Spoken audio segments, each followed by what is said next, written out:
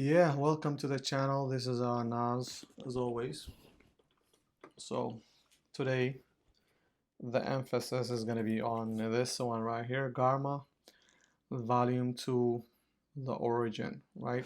So, I'm going to do a little bit of a insight, a review on this one, kind of give you the detail on what's going on. So, it is going to be spoilers for people that haven't read this. I mean, it's going to give some, but I don't think it's going to take away from the enjoyment of the manga if you do decide to read this after you watch this video. So yeah, Mobile Suit Gundam Volume 2. I did a review for Volume 1, so I'm going to do the same thing here. Kind of just talk about it and express some of the things that I feel about this. So with this one, I think the emphasis is with war and the fact that it's unforgiving. So there are themes of love and loss in this one. I'll just put it here for now. And it just kind of displays the many faces that war presents in a way from both sides. So you got the Zabi family or the Zeons and the Federation. Now that they have landed on Zeon territory, they have to kind of go to Jaburo, so they have to go through an enemy territory. But what I like about this one in particular is uh, Amoray's kind of character arc with him going from this PTSD, him having these feelings of loss, of not knowing where his identity lies in the grand scheme of things for him, with the idea that, is he a soldier or is he just some civilian?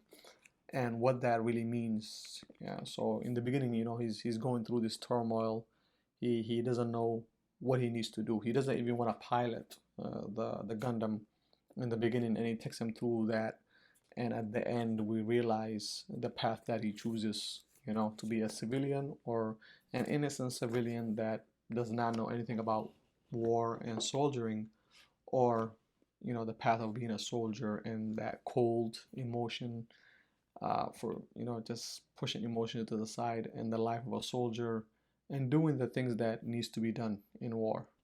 So Amaray kind of the manga shows him in a few scenarios, particularly with his mother, him going back to his house, his homeland, and remembering those memories of him being an innocent kid, and then later on presents him with the dilemma of making decisions that are not meant for a boy in this type of scenarios. So I like that. I like how Amaray is, portrayed in this volume.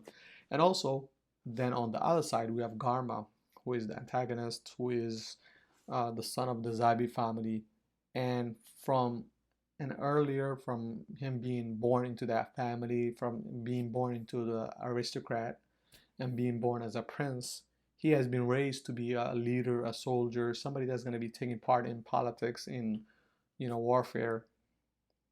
And then that from that aspect of him, we see another side. We see him bonding with another girl who perhaps her father is not really a person that really likes some of the Zeon politics.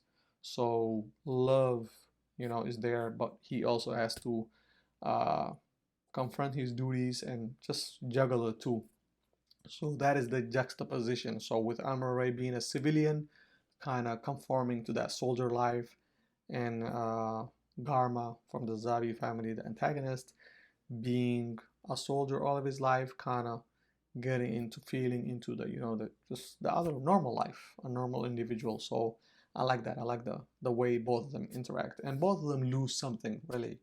For Garma, the loss is greater uh, at the end. He loses his life, what I mean, his girl, and a lot of the prospects that he would have in life. And not really because of some of the decisions that he made, but just because of being a Zabi, son of a Zabi. I mean, some of the plots that Char Aznable, I mean, somewhat is despicable, but the Zabi family are very, very evil in some sense. So I don't know the reasons behind Char's decisions, his manipulations. We don't know yet, but we just know that Garma is caught in the crossfire of this, and that's kind of, I feel a little bit sad for him in a way. So that I liked about that aspect. And then a little bit more, we get to see some just moments from the refugees that are on white base. The crew having like going to a beach, even Garma and Char Aznable going to a beach. So just these moments of life, these moments of peace in between war and confrontation. It kind of just gives you the glimpse. Garma and Iselina is a good pairing. So this volume really did a little bit more. It brought another layer, kind of peeled the onion away from the confrontation between Zeon and the Federation. Another aspect I think I liked about this is kind of the reaction that at the end here is sad, really, uh, especially with this one too. Yeah, it's just tragedy in a way for me. I think I felt this was a little bit more tragic. Uh, both characters, the protagonist and the antagonist, if we can even call it that, it's kind of just two factions really at war. One time you will root for Xi'an, one time you will root for the Federation. Even though I think the Federation is supposed to be the protagonist in this series.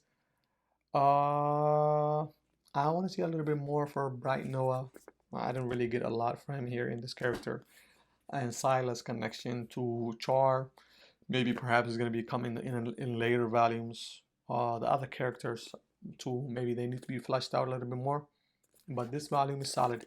And then a good what do we come to? So additional illustrations at the end. This illustration here is done by Clamp. So I think from this volume going onward, a manga artist that admires Mobile Suit Gundam is gonna maybe contribute somehow by providing an illustration at the end. And this one is a conversation between the members of Clamp. So that's a neat addition to read their thoughts on Mobile Suit Gundam and Yashikazu, Yoshihiko.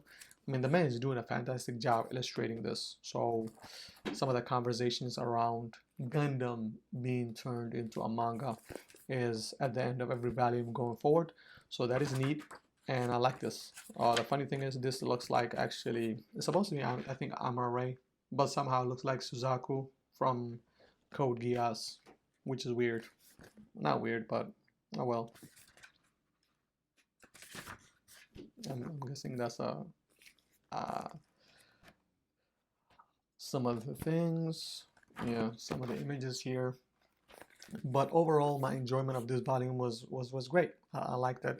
Uh, it wasn't dull.